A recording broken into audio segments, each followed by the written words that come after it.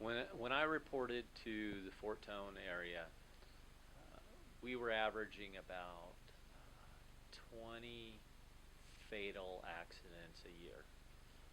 Currently, we had a run of about 4 per year for a pretty long stretch. It's kind of bounced up a little bit since then, but it's the last 3 year average is 5.6 fatal accidents, and I contribute that to several things. I think the biggest one, a number of years ago, we had a truck safety corridor through here, and it was a grant funded.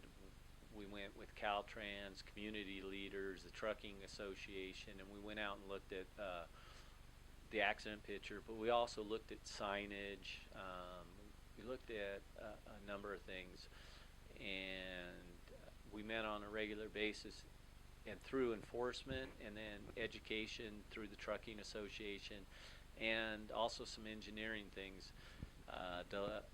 Back then, the Laval off-ramp didn't have the chevrons marking that it was a pretty steep or a sharp corner, and we, on a regular basis, people would take that ramp at freeway speeds and then run off the end of it, and so we were able to get some signage down there. We rarely see that kind of accident anymore, but that also started the enforcement of the downhill truck speed as a normal enforcement activity for the officers that worked here. And with that enforcement, we don't see the runaway trucks accidents that we used to see. We still see a few, but not on a regular basis. We still see a few that go into the truck ramps. But I can remember prior to that, we had a truck run over the top of about 9 or 10 cars, injuring several people because they didn't slow down before they started the downgrade. The other thing that's really technology has helped us out. When I started, on the freeway, you used to have to chase your speed and pace them. Now, with the use of radar and LiDAR, we're able to sit safely on the side of the road, determine a vehicle's speed, and then jump out and apprehend them.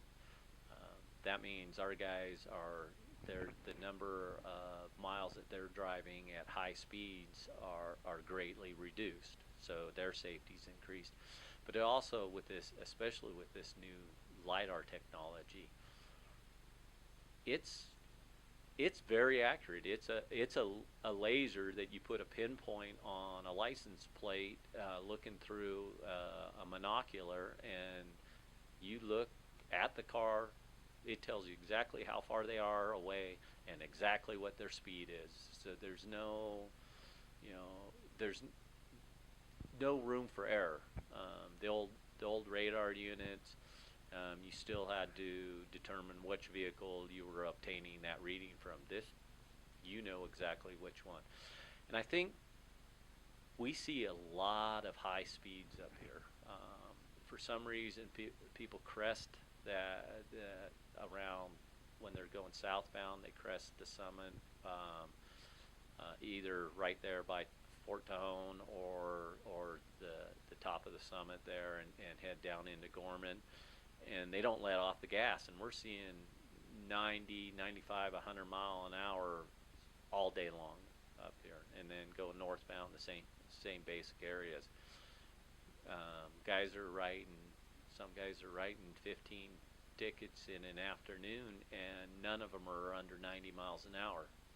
At those speeds, I don't care what advances are in airbags and car safety, somebody's going to get hurt when you crash at those speeds. So our guys enforcing the speed limits, and there's a reason why it's 65 up here, not 70. We've got no lighting on the freeway, so at nighttime, it gets pretty dark out there, You've got a lot of blind curves, and then going northbound, you have trucks that are limited to 35 miles an hour. You've got people towing RVs and boats that are limited to 55 miles an hour, and then you've got 65-mile-an-hour vehicles, and then those that are speeding. So you've got 4 different speeds, all fighting for position in 4 lanes of traffic. And if, as you've seen over the last decade, with the increase in number of warehouses down at the bottom of the grapevine, our truck traffic is increased exponentially, and there's plans for more warehouses to be built down there. So the right 2 lanes are continually packed with trucks. So basically that limits the rest of us to the left 2 lanes, and if you're not paying attention and you're driving over your head, sooner or later you're going to have to take some kind of evasive action. And there's a lot of cliffs and a lot of embankments that you can wind up down. So it's much better that we enforce the speed, keep everybody at a safe speed than it is. We don't want to clean up the mess. We would rather have everybody obey the law. Technology has helped us out greatly with our enforcement tools, but I think public education is probably where it's at. If we can get the public to go along with the program, it's a whole lot easier and safer for everybody. Have anything else?